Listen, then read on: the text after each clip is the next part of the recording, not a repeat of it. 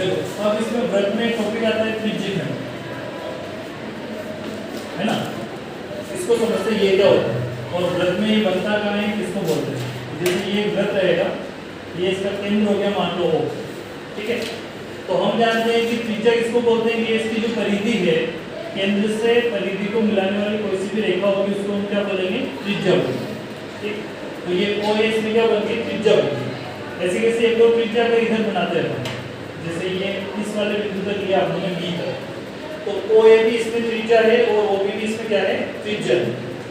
तो इन दोनों त्रिज्याओं से ये जो घिरा हुआ भाग है इसको बोलेंगे इसका त्रिज्यखंड का क्षेत्र, ठीक है।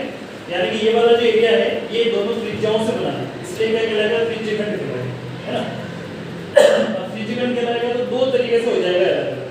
ये वाला जो भाग है यानी कि ये वाला जो खंड है, टुकड़ा है, पार्ट है, वो क्या है, छोटा है, तो इसके लिए इसको क्या बोलेंगे, लघु त्रिज्यखंड, ठीक है। और ये वाला जो हिस्सा है ये बड़ा है इससे, है ना, तो ये हो जाएगा दीर्घ त्रिज्यखंड,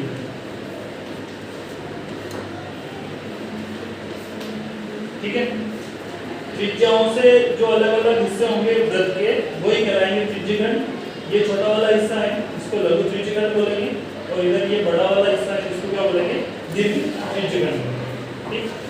अब इसका सूत्र आता है कि त्रिज्यखंड का क्षेत्रफल ज्ञात करना है तो उसका सूत्र क्या होता है, वो समझो। इसके लिए लघु त्रिज्यखंड और यहाँ पे सवाल में कभी लिखा हुआ आएगा तो वहाँ लघु नाम ही है, केवल लिखा हुआ आएगा त्रिज्यखंड का क्षेत्रफल, तो उसका मतलब होता है कि लघु की बात है ना। और अगर दीर्घ का निकालना होगा तो फिर ये आगे लिखा हुआ आएगा कि दीर्घ त्रिज्यखंड का क्षेत्रफल क्या है ना। यानी कि लिखा हुआ नहीं है तो किसकी बात होगी, लघु त्रिज्यखंड, है ना। और अगर दीर्घ लिखा हुआ है तो किसकी बात होगी, दीर्घ त्रिज्यखंड। तो लघु में मतलब कौन सा वाला, ये वाला जो हिस्सा है ना, इस पूरे का हमको क्या निकालना है, क्षेत्रफल, ठीक। तो इसका सूत्र बन जाएगा थीटा बटे 360 इंटू पाई आर स्क्वायर। ये रहेगा लघु त्रिज्यखंड का क्षेत्रफल ज्ञात करने का सूत्र। इसमें कुछ नहीं करना है अपने को, थीटा जो है यहाँ समझ लेना, जहाँ थीटा जो है ये क्या है, कोण है। कोण का बनेगा इन दोनों त्रिज्याओं के बीच में, यानी कि यहाँ जो कोण बनेगा ना वो उसका मान लिखना है, और ये मान सवाल में उसमें लिखा हुआ आ जाएगा कि 30 डिग्री है, 45 डिग्री है या 60 डिग्री है ना। तो उसी को अपने को ऐसे लिखना है कि थीटा का मान कितना है, 45 से 60 बोल के, है ना। फिर ये थीटा लिखने में जाएगा, पाई का मान क्या लिखेंगे, 22/7 लिखना है। आर क्या है, त्रिज्या, तो त्रिज्या के लिए भी सवाल में लिखा हुआ आएगा कि इसकी त्रिज्या 5 सेंटीमीटर है, 7 सेंटीमीटर है, 20 सेंटीमीटर जो भी है ना। और यहाँ त्रिज्या का मान नहीं आएगा तो फिर क्या आएगा, व्यास लिखा हुआ आएगा।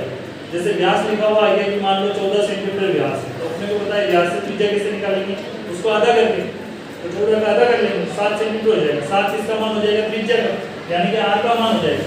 तो आर हमारे पास जो है वो क्या है, त्रिज्या, तो ये भी सवाल में हमको मिल जाएगा। और पाई लिखा हुआ है तो पाई क्या लिखना है अपने को, 22/7।